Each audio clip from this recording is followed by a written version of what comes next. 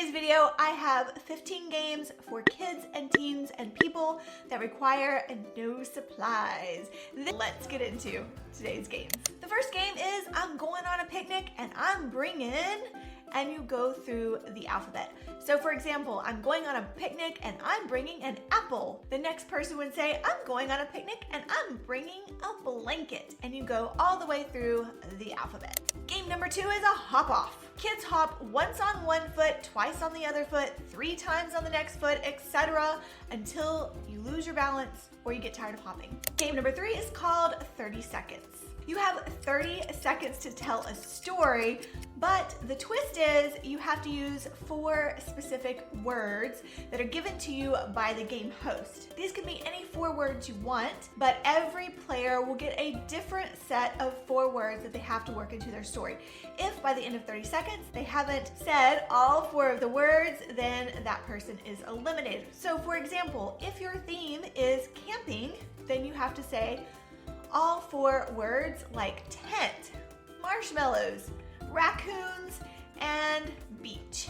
If you tell a story in 30 seconds and don't mention all 4 of those words, you are out. Game number 4 is freeze dance. Now, hear me out. This game requires music. So you could use this as a supply and use music off of your phone, but you could also have one of your players sing a song. It could be as simple as the Itsy Bitsy Spider, Twinkle Twinkle Little Star, Happy Birthday song. You could create your own music. That person could stop in the middle of their song. Everybody dances and moves around during the music, and they freeze when the music stops. If you are still moving, when the music is off, you are out. Last person remaining wins the game. Game number 5 is a very popular one from my channel. It's called the game. Talk for 1 minute on a specific topic. If you say at all, you are out. Have all players play and talk on the same topic for 1 minute, or you could have them talk on different topics. Whoever makes it to the end of the 1 minute without saying is the winner. Boo-boos and stories. Now, I have also titled this game in previous videos as scars and stories or tattoos and stories. It really depends on your group. This one I'm calling boo-boos and stories just in case you have younger children, but basically you ask kids to tell a story about a boo-boo that they have. So players would show a boo-boo, a scar, or a tattoo and tell the story that came with it. Everyone is a winner in this game. Read my lips. To play this game, players will need to think of a movie title or a book title or a song title. Say that title without making any sound. The rest of the players have to guess what movie, song, or book the player is saying by just reading their lips. The first person to guess correctly wins that game, and then another player goes. Play until all players have had a chance to have their lips read. Duck Duck Goose is a classic game. All players sit in a circle. These are all of your ducks. One player is the goose, goes around, touches each player on the head, says duck, duck, duck, duck, and then they pat one person on the head and say goose. If you are the person whose head was patted and said goose, that person jumps up and they chase around the circle, and you try to beat the person back into the spot where they were sitting. No supplies required. I will leave full instructions to Duck Duck Goose if you don't know how to play that game in the description box of this video. If you don't know where the description box is on your mobile phone, there's a little gray triangle that you tap that expands open the description box of the video, where you will find all sorts of links and cool stuff and free things that go along with today's video. The next game is called Bigfoot on the Bus. Set up this scenario for your players. A school bus pulls into your neighborhood and you see Bigfoot. Get on the bus. Tell your players that they can only bring one thing with them on that school bus. What do they bring and why?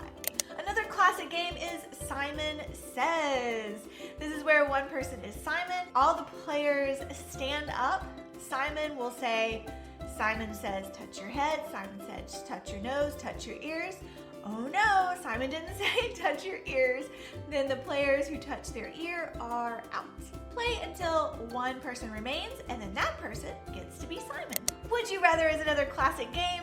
of 2 choices. So one player starts by giving a scenario of 2 impossible choices to choose from, and players have to pick one over the other. This is a great way to find out what things you have in common between all players. So next game is Silent Vlog.